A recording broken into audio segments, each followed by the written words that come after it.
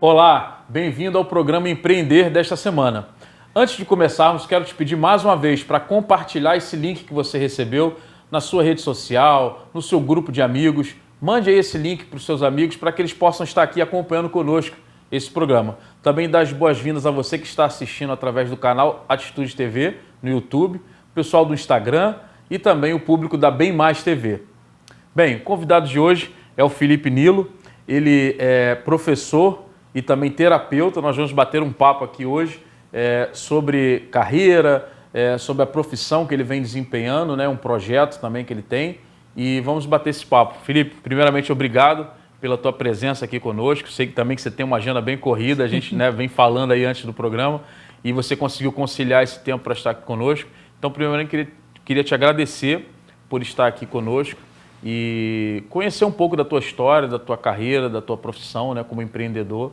E é isso, bater esse papo hoje. Obrigado. Fico muito feliz, Bruno, muito feliz mesmo. Sempre que é para a gente poder falar de uma causa, falar de uma questão nossa que a gente vivencia, poder levar esperança para o público, poder levar histórias para que as pessoas possam se motivar, ainda mais nos dias atuais, né? Sempre que é por uma causa nobre, eu sempre aceito o convite, sem sombra de dúvida, fico muito feliz, ainda mais sendo para a nossa igreja, que é uma igreja que sempre me apoiou, sempre me abraçou. Então, eu que agradeço o seu convite, fico muito feliz mesmo. Bacana, obrigado. Felipe, você hoje atua na área do esporte, né? Conta para nós um pouco da tua carreira, da tua profissão. A gente conversou aqui um pouco nos bastidores, você contou um pouco da tua história, então acho que isso é bem legal para o nosso público que está aí assistindo, ter uma noção de como você, para a gente falar do presente, a gente contar um pouco da tua história lá atrás, parte de estudo, onde você se formou ali. Conta para nós um pouco dessa história. Bom, Bruno, eu sou mineiro, né? Eu não sou carioca, já dá para ver pelo sotaque, uai. É uai. É uai. Qual cidade lá de Minas? Eu sou de Itamonte, próximo de São Lourenço. E eu luto desde os 6 anos de idade. Eu comecei a fazer judô com 6 anos de idade, meu pai que me colocou. Diz ele que me colocou porque eu era muito indisciplinado. Para criar ali a Daí regra, ele falou disciplina. que me colocou nas lutas para criar essa questão da disciplina, de melhorar na escola, enfim. Eu comecei a treinar muito cedo e eu sempre fui muito competitivo, sempre, a vida inteira. Então, com 12 anos eu já competia. Aos 12 anos eu passei a treinar o jiu-jitsu também para poder fortalecer o judô, né? E acabou que eu me apaixonei no jiu-jitsu e passei a treinar o judô para fortalecer o jiu-jitsu. E comecei a competir muito naquela região de sul de Minas, Vale do Paraíba, aqui o Vale Sul-Fluminense ali, até Volta Redonda, né? Mas só que começou a ficar muito pequeno e eu sou muito sonhador, sempre fui muito sonhador. Começou a ficar muito pequeno e eu comecei a sonhar mais. Eu falei, eu preciso ir para grandes eventos, eu preciso ir para um campeonato estadual, preciso ir para um brasileiro, para um sul-americano, para um mundial. E comecei a me dedicar para isso. Até que eu troquei de equipe, fui para uma grande equipe, que é uma escola daqui do Rio. E eu sempre vinha para o Rio treinar, mas eu vinha de carona. Então eu vinha para cá os finais de semana. Fazia um bate-volta, vinha, treinava. Na minha cidade tem umas granjas e eles distribuem muitos ovos aqui. Então eu vinha de carona com o caminhão da granja, treinava e na volta eu voltava com o mesmo caminhão. E bacana. Assim foi por muito tempo, até que eu conquistei o Campeonato Brasileiro e depois eu conquistei o Campeonato Mundial de Jiu-Jitsu. Bacana, hein? Quando eu conquistei o Mundial de Jiu-Jitsu, eu me vi já assim, eu preciso me desafiar mais. Foi quando eu fiz a minha primeira luta de vale tudo. Na época nem era MMA, era vale tudo. Lutei sem luva, sem protetor bucal e eu fui campeão nessa luta. Quando eu ganhei essa luta, eu vi que era isso que eu gostava. Passei a sonhar. Hoje meu sonho é chegar no maior evento de MMA do mundo. E eu comecei a orar muito, porque eu sou de uma família humilde, né? Não que não tenha condições, mas é uma família humilde, somos bastantes filhos, né? E eu comecei a orar pedindo para Deus que eu queria poder estudar, que eu queria poder vir morar no Rio de Janeiro, que era o núcleo das artes marciais, né? Quando se fala de jiu-jitsu, a gente logo associa, uma referência, né? Associa ao Rio de Janeiro, né? Porque tudo começou aqui. A história, o boom da história foi sempre aqui. E eu comecei a orar. Eu não falei para ninguém. Eu sou de berço evangélico, né, de berço cristão, meus pais, minha família toda. E eu comecei a orar e a jejuar, pedindo para Deus. Eu falei, eu não vou contar para ninguém, vai ser algo meu de Deus. Comecei a pedir para Deus que eu queria vir para o Rio. Mas só que a palavra de Deus fala que a gente tem que pedir de todo o coração e pedir o que realmente está no coração. Às vezes a gente é muito... Limitado no nosso pedido, né? Limitado, e às vezes a gente é muito falso humilde também. Às vezes o dia nosso às vezes foi muito ruim e a gente chega em casa, oh Deus, obrigado pelo meu dia. Deus sabe que foi ruim, então a gente precisa falar a verdade. Deus, não gostei do meu dia foi ruim, né? E eu comecei a orar, eu falei, Deus, eu quero ir para o Rio, mas eu não tenho condições de pagar moradia, eu não tenho condições de pagar alimentação, não tenho condições de treinar na melhor academia do mundo, que na época era a melhor academia do mundo, eu quero isso.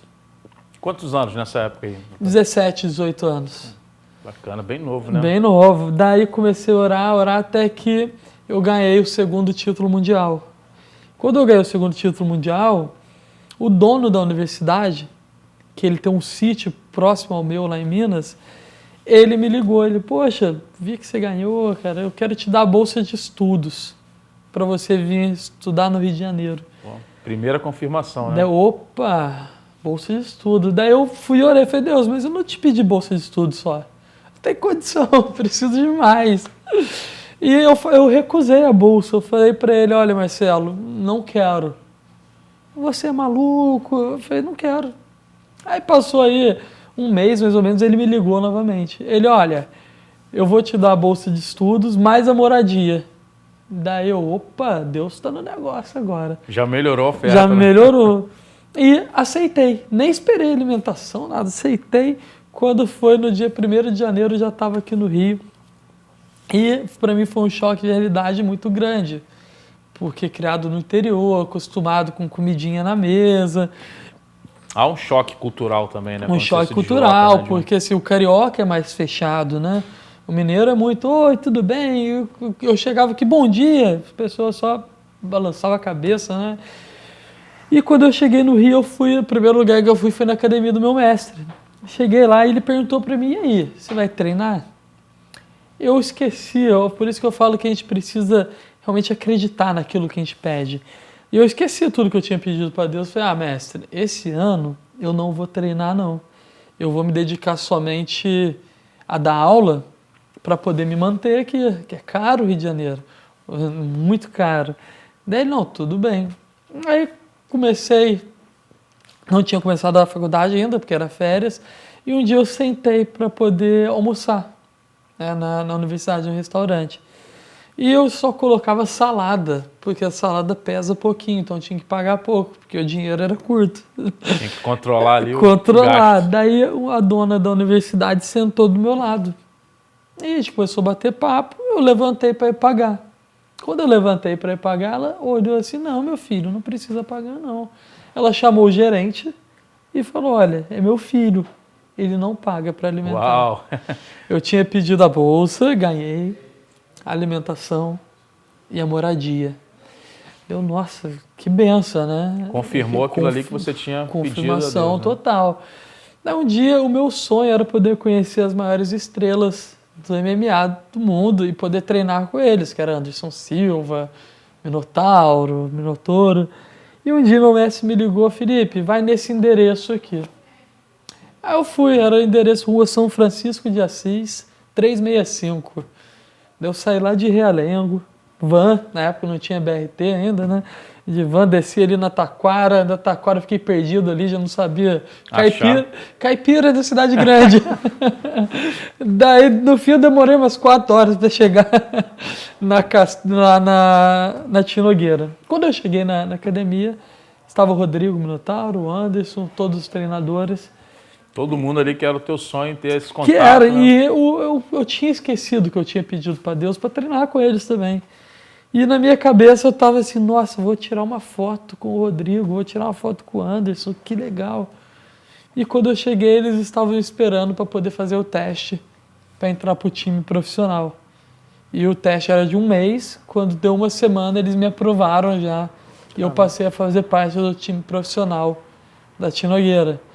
Aí Bacana. só que era difícil, né? Porque era longe, então eu gastava muito com transporte. Então o que eu decidi fazer durante um tempo, como eu não tinha bons patrocínios ainda? Eu fazia assim, um dia eu ficava sem comer, literalmente. Assim, para poder guardar... Pegar aquele valor pegar aquele valor. pagar o transporte. Ah, Felipe, mas você não tinha alimentação? Eu tinha, mas eu tinha uma alimentação só. Eu não tinha... À noite era fechado o restaurante, tudo. Então um dia eu ficava sem comer para poder... Caprichava no almoço. Caprichava no almoço para poder vir treinar.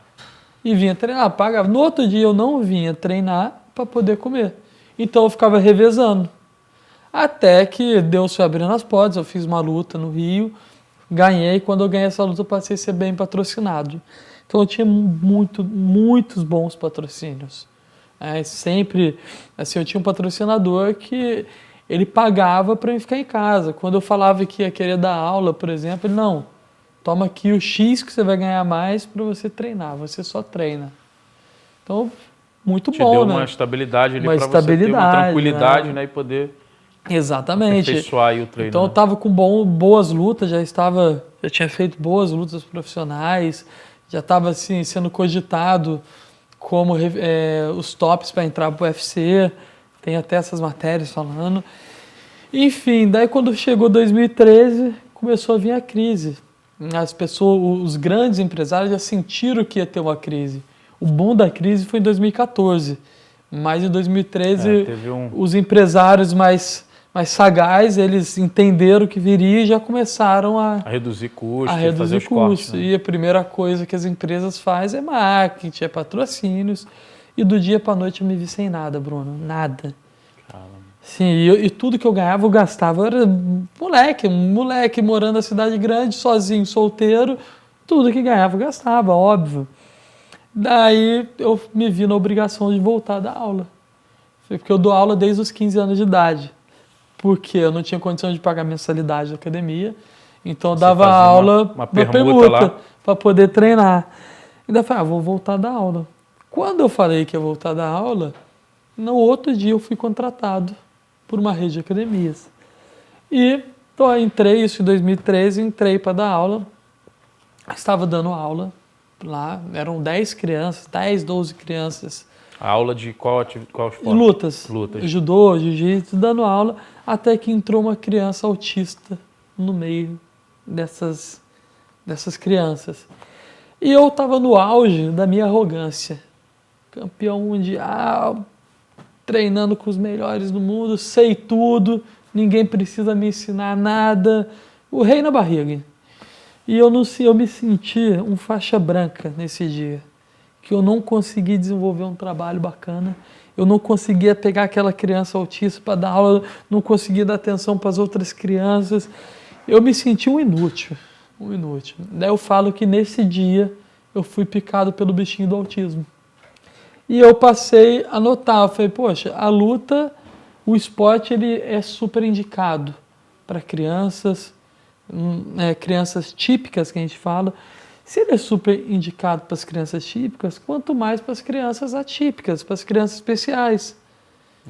Então o esporte te traz, quando a gente fala de luta, todo mundo pensa, vai trazer foco, disciplina, mas vai muito além. A arte marcial ela vai muito além disso. É foco, é disciplina, é respeito, é aprender a ter uma coordenação motora melhor, é questão de autoconfiança, saber lidar com a frustração, melhora a qualidade física, de saúde. E eu falei, poxa, eu vou passar a dar aula disso. Fui atrás de quem eram as referências, mas não tinha referência. Não tinha ninguém no Brasil, no mundo, que desenvolvesse um trabalho 100% voltado para o autismo através das lutas. Tinha um professor ou outro que dava aula para uma criança especial, mas não era um conteúdo voltado especificamente para isso, né? Daí eu falei, poxa, eu vou fazer isso. Daí eu cheguei no Rodrigo, no Minotauro, falei, olha, eu vou parar. Você tá maluco? Você tá com seu contrato quase assinado já com a UFC. Não faz isso. Eu falei, cara, hoje eu sinto que não é o meu propósito. O meu propósito é outro. Porque, na verdade, o que a gente busca no MMA? Sendo bem assim, aberto. A gente busca fama, quando a pessoa é solteira, é mulher, dinheiro. A fama vem, a mulher vem, o dinheiro raramente vem. Então é um mundo vazio, é um mundo que se sua carreira acaba rápido. Por exemplo, eu com 25 anos já tinha 2 cirurgias no joelho, já tinha 2 hérnias de disco, totalmente comprometido, moleque comprometido já de saúde. Eu falei, vou continuar vivendo do que eu amo, que é a luta, mas com um propósito. E passei a estudar o autismo. Passei a estudar e eu falo que eu errei pra caramba, porque eu era o primeiro nisso. Então não tinha com quem aprender. Era tudo ali na prática, né? Na prática. Então hoje nos cursos que eu dou para professores, parece, eu falo para eles, ó, hoje eu trago para vocês de mão beijada o que dá certo e o que não dá. Confia. E eu passei a desenvolver esse trabalho e esse trabalho começou a tomar uma proporção grande. As pessoas começaram a procurar muito o meu trabalho. Então passei a aparecer, da mesma forma que eu aparecia nas mídias, através das artes marciais, esporte, né? Eu comecei a aparecer falando através do autismo, levando esperança para as famílias, levando superação. Então, eu comecei a desenvolver esse trabalho começou a crescer muito, muito, muito. E eu tenho casos, por exemplo, eu poderia passar aqui horas e horas falando para você o que os esportes traz de benefício e o que os esportes têm feito com as nossas crianças, os nossos jovens. Então, eu tenho caso, por exemplo, de adolescentes que chegou para mim obeso, amarrado literalmente, capacete, de tão agressivo que ele era, tomando inúmeras medicações. Um autista severo. E quando começou a prática do esporte, ele começou a perder peso, ele perdeu cerca de 12 quilos, diminuiu as medicações, nunca mais precisou usar um capacete nem ser amarrado, através das lutas. Eu tenho caso de criança que a primeira vez que falou foi dentro do tatame. A primeira palavra foi judô. Isso para você não tem preço, não tem né? Preço. Vivenciar isso, né? Viver isso. Continua, assim, é surreal. Hoje eu falo que hoje eu descobri qual que era o propósito de Deus para minha vida. Hoje eu sou a pessoa mais feliz do mundo. Realizado, né? Realizado, com tudo isso, né? Consigo levar esperança, superação e transformação. Ver uma criança que não pulava, pulando. Ver, por exemplo, uma criança com paralisia cerebral, que nasceu com 900 gramas, de 22 semanas, parto prematuro ao extremo. O que você vai ensinar para essa criança de luta? Essa criança não anda, a criança não fala. Hoje, quando ele cai, ele não bate a cabeça no chão mais, aprendeu a cair. Quando ele cai de frente, ele põe a mãozinha. Estou ensinando para ele os princípios que está levando para a vida, que é o nosso objetivo. Uhum. Até que chegou a pandemia, né? Daí a pandemia foi um choque. Nessa fase ali você ainda era empregado, né, dessa rede de academias, né? Você dava aula, né? Sim. E aí, como você falou, aí veio o momento da pandemia, o que mudou ali para você? Na verdade, nessa rede, eu era contratado para dar aula de jiu-jitsu para adultos. A minha CLT era para isso. Porém, eu tinha um contrato de sublocação, no qual a academia não oferece esse trabalho. Que é específico para esse público, é específico. Né? Eu oferecia dentro da academia esse trabalho, específico para esse público, né? Uhum. E o trabalho foi crescendo, e se torna caro. Hoje, na verdade, Bruno, as terapias são muito altas. As terapias para as nossas crianças são altíssimas. E não é uma única terapia. Por exemplo, uma criança no espectro autista, ela precisa de fono 2, 3 vezes na semana, dependendo do comprometimento, psicólogo, terapia ocupacional, ecoterapia, musicoterapia, neuro. Então, você vê que são inúmeras terapias e são todas valores altos. É porque também cada autista desenvolve de uma forma diferente, né? A síndrome, de uma maneira geral. Eu sei porque na minha família eu tenho, né, um sobrinho que é autista e eu sei da luta, né, dos pais. Assim, os pais se dedicam totalmente a cuidar deles. Até mandar um abraço aí pro Gabriel, o nome dele é Gabriel. Gabriel, um beijo. Ele E os pais, né, eu acho que o maior disso tudo é a luta que eu vejo deles, né? O Marcelo e a Malu, também mandar um abraço para eles, porque, assim, ela abdicou da carreira para cuidar, né, para ficar em casa ali full time cuidando dele, e ele tem uma paixão muito grande por música, né? Ele autodidata, né, como Sim. a gente até estava falando aqui antes, toca instrumento, aprendeu a tocar bateria, toca hoje na igreja, o garoto desenvolveu isso, tem uma paixão também muito grande por DVDs, então ele faz coleção de DVD, ele produz Que DVDs. legal, cara. E como a gente estava falando, eles têm uma inteligência muito grande, né? Algo a mais. E cada um desenvolve de uma forma diferente, né? O Sim. comportamento, vamos dizer assim. Então, para você administrar isso também deve ser bem complicado. Porque, né? na verdade, hoje, quando a gente fala do autismo, né, do espectro autista, é muito amplo. O autismo, não existe um igual ao outro.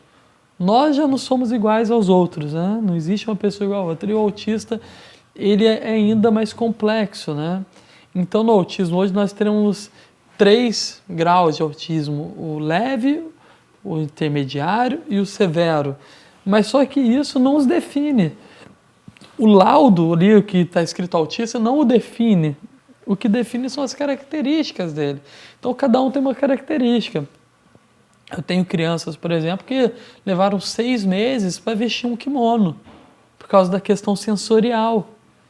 E eu tenho outros que vestiram o kimono no primeiro dia. Eu tenho outros, por exemplo, que quando ele entra para fazer aula, eu preciso apagar a luz, deixar bem assim, confortável, porque a luminosidade Incomoda, né? incomoda muito. Então nós temos vários graus, né? O autismo, ele é apaixonante por isso, porque não existe uma receita de bolo.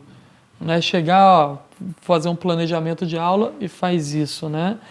É no dia a dia, né? É Você no vai dia a dia. reinventando a cada dia. E conhecendo isso, quando eu passei a estudar o autismo nessa área, entendendo a realidade, foi quando eu me vi na necessidade de me aperfeiçoar mais. Falei, poxa, eu preciso entender mais o autismo. Entender, por exemplo, quando tem uma crise. Por que está tendo uma crise? O que antecedeu a crise? Então foi aonde eu fiz a minha formação em terapia ABA, que é a base para trabalhar com o autismo. Hoje eu sou terapeuta ABA, que é a análise do comportamento aplicada. Então trouxe isso para dentro das nossas atividades. E quando eu criei esse outro diferencial trabalhando nessa rede de academia, vale a pena abrir uma aspas aqui para dizer o que hoje eu sou professor, terapeuta e, acima de tudo, eu sou um ativista. Eu luto pela causa. Essa causa, né? Eu luto pela causa autista, assim, ao extremo. Tive em grandes emissoras já falando da causa, tá? Porque eu luto por essa causa. E, conforme a gente estava falando das questões de cursos, né, o autismo virou um mercado também. Então, infelizmente, como todas as áreas, surgem os oportunistas. E surgiu muitos oportunistas. E eu não sou um oportunista, hoje eu luto por uma causa. Então eu precisava ter um outro caminho, eu precisava assim, mostrar um outro caminho para as famílias, porque as famílias chegam muito machucadas para a gente precisa dar conforto.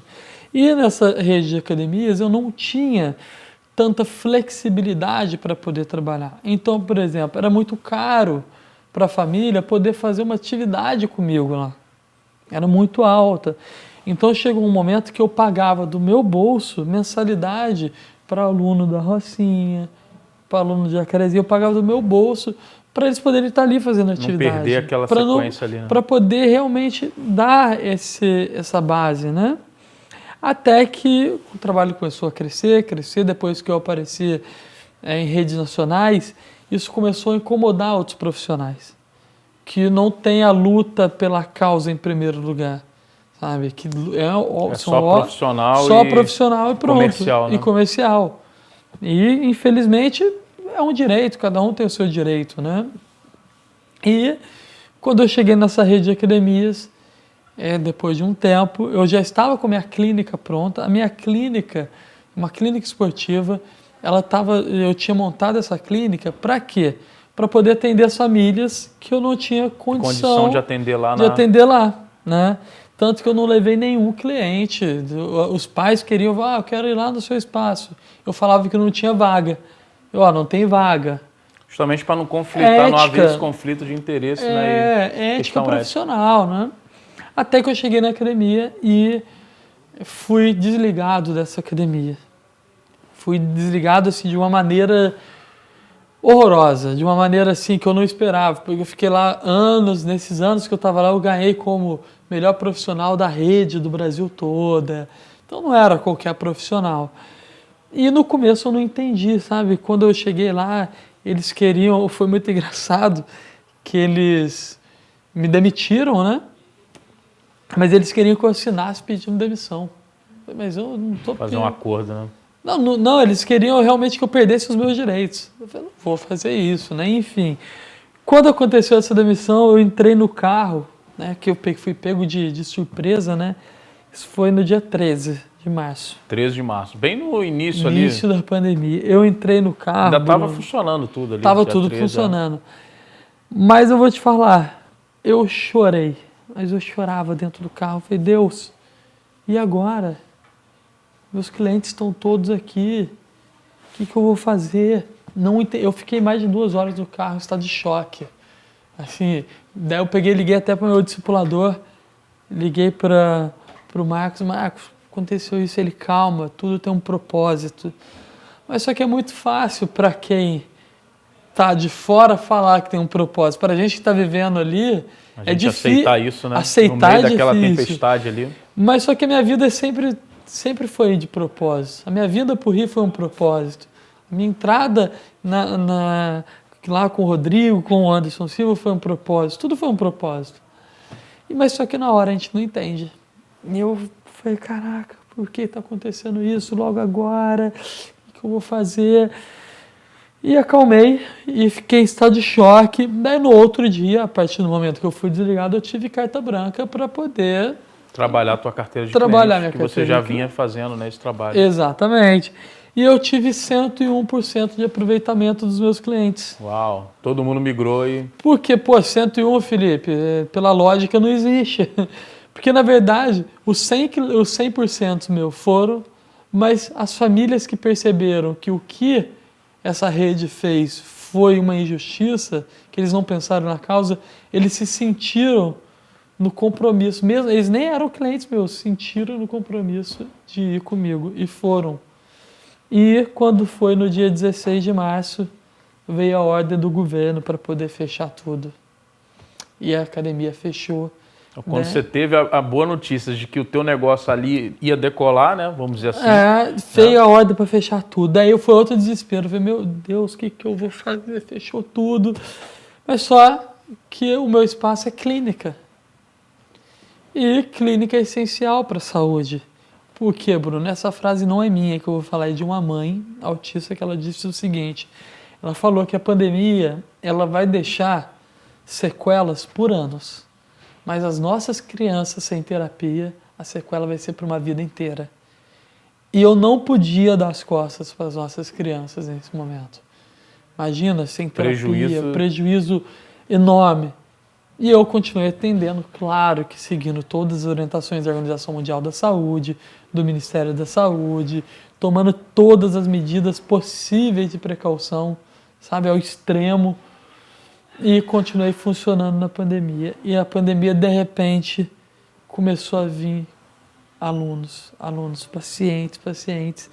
E Deus foi honrando. Daí eu comecei a entender o propósito de Deus. Daquilo tudo, né? Daquilo tudo, de ter me desligado daquela rede onde eu não tinha carta branca real para trabalhar, onde muitas vezes eu chegava e orava dentro do carro, Deus, me dá sabedoria para entrar na academia. Sabe? E hoje poder chegar no meu espaço, tá lá tudo bacana, funcionando. Na pandemia eu precisei contratar 4 professores. Bacana. Eu era sozinho. Onde fica a academia? Na Barra da Tijuca, na rua Dalcídio Jurandi, atrás do supermercado Guanabara. No Island? No Island, isso. Legal. E eu estava com 2 salas, né? De repente, lista de espera. Precisei pegar uma 3ª sala. Agora nós estamos com 6 salas. Ou seja, você multiplicou o o teu negócio no momento onde tudo era desfavorável. Desfavorável ali, né? E hoje consigo ser mais flexível. O mais importante para mim nisso tudo, Bruno, não foi o crescimento. Isso eu te falo. Não foi o crescimento. O Felipe está ganhando rios de dinheiro, longe disso. Porque os custos são altos. IPTU na Barra é altíssimo, aluguel, sabe? É tudo muito alto. Empreender no Brasil é muito caro. Impostos. Você manter a sua empresa funcionando. As questões fiscais todas certinho é muito caro, né? Não. Mas o mais importante de tudo para mim foi poder atender aquela família da Rocinha que não tinha condição de pagar uma mensalidade aonde eu atendia antes. E eu poder ser flexível. Atender, por exemplo, aquela família que vem lá de Marechal Hermes, que pega 4 transportes para chegar ali, eu poder atendê-los de uma maneira que seja viável para eles. Então, nosso objetivo sempre vai ser a causa autista. E Deus percebeu isso e honrou. E hoje nós estamos abrindo o nosso espaço em São Paulo. Em São Paulo a gente vai estar... Uau, hein? A gente vai estar inaugurando em outubro uma clínica no Morumbi, sensacional, uma casa... Área nobre, né? Área nobre, uma casa assim, a gente pegou uma casa lá enorme, algumas ONGs se uniram e eles estão me levando para lá. Então uma área enorme, enorme. E lá é na rede T21, que vai ser voltada para a síndrome de Down também, né? Não só para o autismo. Ampliando, então, a gama, né? Isso. E nós estamos já com tudo desenhado para Vitória, para iniciar em Vitória também.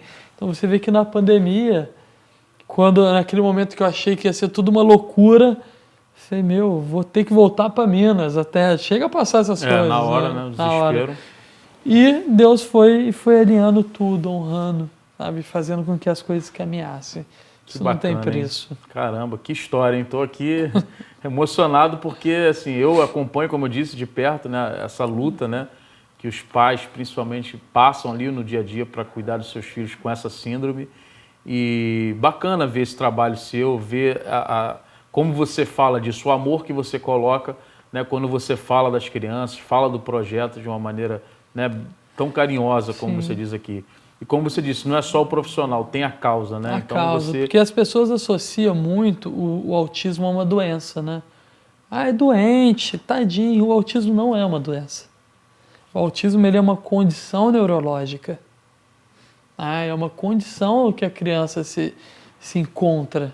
Então a gente precisa muito quebrar que o autismo é uma doença. O autismo não é uma doença. O autismo é uma condição neurológica, pessoal.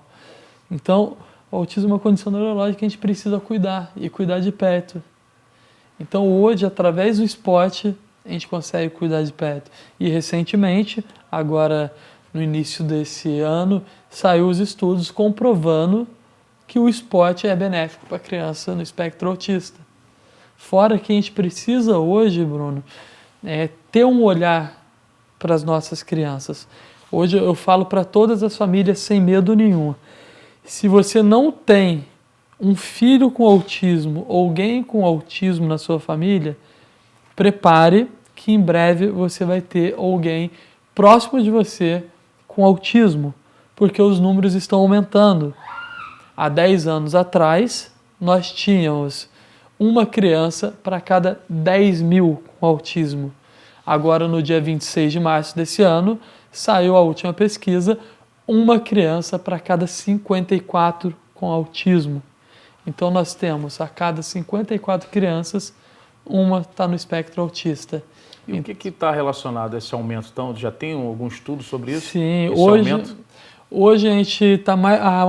Os maiores estudos mostram relação à genética, as questões genéticas, as famílias deixando para ter os filhos mais tarde, né? Então, primeiro, as pessoas pensam muito, eu preciso formar, preciso arrumar um bom emprego, casar, quando eu casar eu preciso estabilizar a vida primeiro, comprar um apartamento, comprar meu carro bom e depois a gente vai pensar no filho. E acaba deixando para ter filho ali com 37 anos, 40 anos. Isso é um fator. Nós temos os fatores ambientais, né?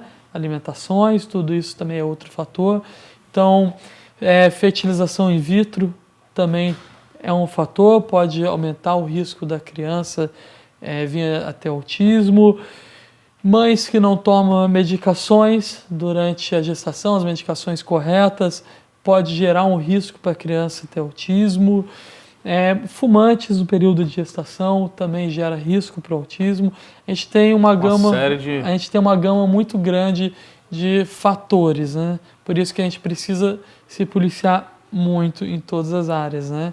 E nós temos 2 tipos de autista: a criança que nasce com autismo, né, que vai desenvolvendo, e nós temos o autista regressivo, que é aquela criança que vai super bem até os 2, 3 anos de idade, caminha, papai, mamãe, e com 3 anos começa a regredir. Para de falar, para de andar, então nós temos essas 2 questões. E hoje não existe nenhum exame, né, afim que fala que a criança tem autismo. A avaliação, hoje né? A avaliação ela é 100% comportamental por um neurologista infantil. Entendeu? Entendi. E vamos falar um pouco aqui de ministério também. Você participa aqui ativamente também do Ministério de Esporte, né, junto com o Marcos, que é o líder aí, parceiro nosso. Até agradecer ao Marcos aí que cedeu a ele, que fez a ponte. Ele falou, pô, Bruno, conversa com o Felipe tem um projeto bacana. E uma história, né, de superação, uma história de empreendedorismo, e ele falou, pô, procura lá o Felipe, vamos fazer essa ponte. Legal. Aí. Então, o Marquinhos é um parceiro nosso já. Falar do Marcos é muito difícil, porque o Marcos é sensacional. Parece que a gente fala dele da boca para fora, igual clichê, né? Não, o cara é bacana, mas ele é fora da curva. É diferenciado, né? É diferenciado. Como diz o próprio pastor Claudio, se tirar a camisa do Marcos, é capaz de sair 2 asas aqui, porque ele é um anjo mesmo na vida de inúmeras pessoas. O que ele faz hoje para abençoar as pessoas é fora da curva. Em toda a minha vida eu nunca conheci uma pessoa com um coração tão voltado para ser servo igual ele. Ele é uma benção, né? Ele é servo, ele é aquele verdadeiro servo que Deus fala, que Deus exige que nós sejamos. Ele é esse verdadeiro servo. Um exemplo disso, né? Ele é um exemplo a ser seguido em todas as áreas, profissional, pessoal, marido, pai, amigo, discípulo, enfim. Eu sou nascido em berço evangélico, né? Eu sou nascido dentro da Assembleia de Deus, daquela pentecostal mesmo. A gente não podia ter televisão em casa. Eu fui criado naquela época, na linha dura. Não podia jogar futebol. Futebol era do inimigo. A mulher não podia cortar cabelo, não podia se maquiar. Eu fui criado nessa linha, né? E quando eu mudei para o Rio, eu vim conhecer na verdade era Central da Barra ainda. Sim, lá no Rio Mar. Lá no Rio Mar, eu vim conhecer e eu gostei. Mas só que devido a morar lá em Realengo, né, ainda, eu não conseguia vir sempre. Quando eu me mudei para o Recreio, falei, eu vou lá. E eu fui lá no Rio Mar, mas só que eu nem sabia que estava aqui mais. Já tinha mudado para cá para... E vim para cá. Quando eu vim para cá, eu já tinha lá em Minas... Antes de vir para cá, lá em Minas, eu já estava na Visão celular, né? Lá tem a Igreja da Paz. Então, eu fui para Santarém, fazer os congressos de Santarém. Lá em Minas, eu era líder de células, eu liderava 12 células lá. Não é G12 não, é que calhou mesmo. Modelo. No mesmo modelo daqui, liderava 12 células, discipulava. E nessa Tadel, hoje não é mais Tadel, que hoje é TL. Quando eu mudei para cá, né, eu me identifiquei aqui, mas só que era muito longe. Linha, né? Então não consegui. Daí quando eu mudei para o Recreio, que eu vim para cá. E quando eu vim, eu conheci o pastor Claudio. Quando eu conheci o pastor Claudio, foi assim, amor à primeira vista, né? É outra pessoa também fantástica. Amor, assim, eu falo para ele que eu sou um dos que dou mais trabalho para ele. E eu conheci o pastor Claudio, ele me abraçou e ele colocou um discipulador para mim. Quando ele colocou esse discipulador, não encaixou, não deu. Eu falo que o discipulador, a gente precisa criar um vínculo. Uhum. Tem que ter harmonia, né? Tem que ter harmonia. E não foi nada demais, mas assim, apenas não tinha harmonia, não conseguia. Eu cheguei no pastor e falei, pastor, eu não estou conseguindo me sentir bem, não estou me sentindo confiável. Ele, não, a gente vai dar um jeito. Aí passou uns dias, o pastor Claudio me ligou, arrumei um discipulador para você. Eu falei, Quem que é, professor Claudio? É um faixa preta lá da Gracie Barra. Daí eu sou faixa preta de outra equipe. Daí tem a rixa, né? Daí não vou ser Arrumou um problema pra mim. Não vou ser discipulado por nego de outra equipe, não vou. Brabo, né? Daí conheci o Marcos, mas conheci assim, coração fechado. E ele também, sabendo que era de outra equipe, ele mais duro, eu só vou aceitar quando eu treinar com ele, porque pra ver se é faixa preta mesmo. Daí a gente fizemos um treino duro. Eu falei, esse cara é bom, gostei dele. Aí quebrou essa barreira, né? Quebrou a barreira, o Marcos passou a me discipular. E na época, tinha o Ministério de Esportes na igreja. E o Ministério de Esportes acabou sendo desativado. Era outro líder, e era lá na casa ainda, não estava legal, enfim, teve que ser desativado. Aí quando foi desativado, a gente, o Marcos é um fominha de esportes. O Marcos, ele corre, ele treina, ele pedala, ele é fora da curva, não tem explicação. Daí a gente conversando, a gente, reativar, vamos colocar só jiu-jitsu na igreja, vamos colocar, a gente começou a orar. Aí começamos a orar, e Deus confirmou no nosso coração de montar o Ministério de Esportes. Na verdade, nem era o Ministério de Esportes, de montar um tatame, um jiu-jitsu aqui na igreja. E começamos a montar. Então, Deus confirmou no coração dele, confirmou no meu, e a gente começou a montar o ministério. E hoje aqui vocês disponibilizam aqui aulas, né, para o pessoal? Daí a gente começou com o jiu-jitsu, foi ali fazendo com que o jiu-jitsu desse certo, e é muito difícil a gente ter voluntários, né? O voluntário é algo que precisa ser muito de coração. E qual que foi a ideia? Tem que ter amor na causa, né? Qual que foi a ideia? Eu achei muito bacana essa ideia, partiu do Marcos. Ele, voluntário, vir aqui todo dia, uma pessoa para dar aula, é ruim. Mas se a gente colocar um professor 1 horinha por dia, fica leve para todo mundo, uma vez na semana só. Monta um time, né? Monta um time, e foi o que fez. E começou a dar certo, e Deus começou a enviar alunos. E os alunos começaram a abraçar o jiu-jitsu, porque o jiu-jitsu ele é apaixonante. O jiu-jitsu ele cria muito vínculo, é um vínculo muito forte que ele cria. E Deus começou a mandar os alunos. E esses alunos começaram a abraçar a causa e começaram a ajudar a fazer o negócio crescer. Porque até então, imagina, o Marcos trabalha pra caramba. Eu também trabalhava pra caramba. E Deus começou a enviar, foi enviando. E hoje os alunos, né, do jiu-jitsu que fizeram tomar uma proporção gigantesca. Porque hoje vocês organizam grandes eventos aqui, né, hoje, com lutadores. Isso, né? Porque hoje, na verdade, a gente não tem só o jiu-jitsu. Hoje a gente tem um Ministério de Esportes novamente, no qual o Marcos é o líder. Então, tudo começou com o jiu-jitsu, que reativou o Ministério de Esportes, onde tem judô, jiu-jitsu, treinamento funcional, boxe, tem grupo de corrida, grupo de ciclismo. Assim, eu até me perco porque são muitas atividades que tem. E tem custo para o aluno, para quem quiser participar? Não tem custo. O mais importante é isso. O custo que a gente costuma brincar é o comprometimento. É você ser comprometido mesmo com o esporte. E as pessoas vendo a seriedade disso tudo, o pastor Josué, por exemplo, ele abriu as portas pra gente. Ele, tá sério, agora eu tô sentindo que tá sério. Então você imagina, a gente os meninos, na verdade, nem foi a gente, foram os alunos, organizaram o primeiro seminário, que foi no Templo Kids. Ficou pequeno. E foi agora, recente, né? Não, faz tempo, foi o primeiro. Esse foi uma continuação. Daí, o sonho de todo mundo, o templo principal, né? Quem que vai ceder o templo principal para poder montar tatame, né? E o pastor José, vendo a seriedade, vendo isso, cedeu o templo principal. Então a gente chegou a fazer lá no templo principal já inúmeros eventos no qual já arrecadamos mais de toneladas de alimentos, porque sempre eventos sem custo. Então a gente já trouxe grandes nomes aqui do esporte, trouxe Roleta, Ricardo Della Riva, Sandro.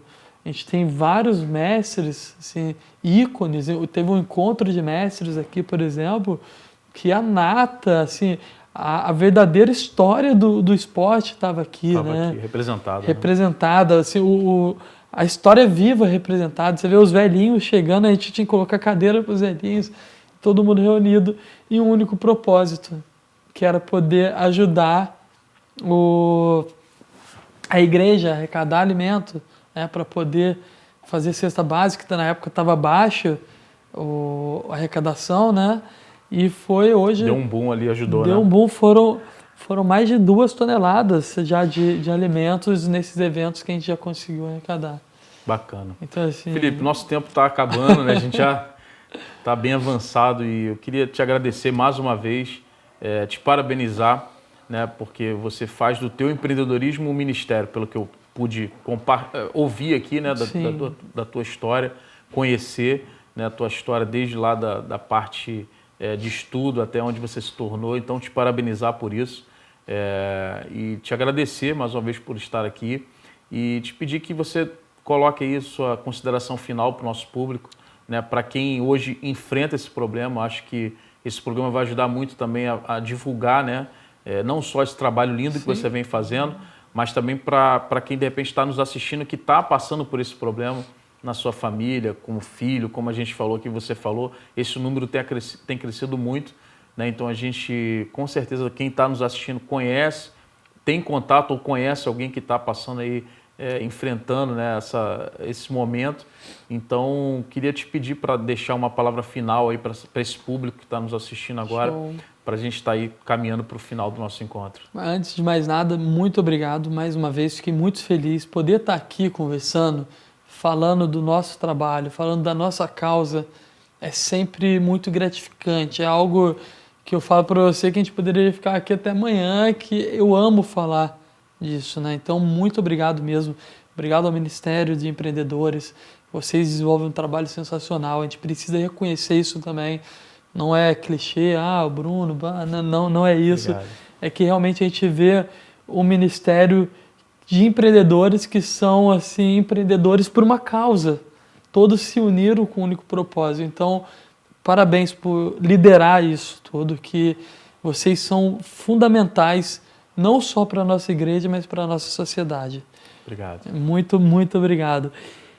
As famílias que eu queria falar, eu queria aqui deixar uma mensagem para todas as famílias. Se você tem um filho que você está notando um pequeno atraso, você está desconfiado, não tenha medo. Quanto antes a gente conseguir uma intervenção, melhores vão ser os resultados no futuro. Em relação àqueles que já têm filhos especiais, seja autista, seja com síndrome de Down, eu gostaria de dizer que eu sou fã, principalmente das mães, porque essas mães são guerreiras, mães que abrem mão de tudo. E hoje a minha mensagem é para que Deus possa abençoar vocês abundantemente, para que Deus possa capacitar cada familiar, que Deus possa capacitar cada mãe, cada pai, cada irmão dessas crianças, que Deus possa dar sempre discernimento e sabedoria para cada família que tem um filho no espectro autista, um filho com síndrome de Down, um filho com alguma condição neurológica. E aqueles que estão passando momentos difíceis na pandemia, tenha fé, mas tenha fé mesmo. Não apenas olhar, Deus me abençoa, é pedir com o coração. Peça com o coração, faça por onde. Se você fizer por onde, pedir com o coração, pedir com fé, você pode colocar Deus à prova. Deus permite que a gente coloque Ele à prova, mas tome um passo e tome uma atitude. Então essa é a minha mensagem para vocês. Um beijo no coração de todo mundo. Fiquem com Deus. Tchau, tchau. Bacana. Bem, pessoal, estamos chegando ao final do nosso encontro. Espero de coração que você tenha gostado, como eu aqui gostei de participar e de ouvir essa história linda aqui do Felipe. Então, quero te pedir, se você gostou, compartilha esse link, manda para os seus amigos, coloca nas suas redes sociais, vamos divulgar esse trabalho lindo que o Felipe está fazendo aqui e vamos também divulgar as redes sociais dele, o Instagram está na tela aí para você. Vamos divulgar também o endereço da clínica dele, para que você possa estar ali também, se você precisar ou quiser indicar para algum amigo, para estar ali fazendo parte desse projeto lindo que ele contou aqui. Então, te agradecer mais uma vez e te esperar na próxima semana, no próximo encontro, onde estaremos aqui juntos, batendo mais um papo com empreendedores. Um abraço e até lá.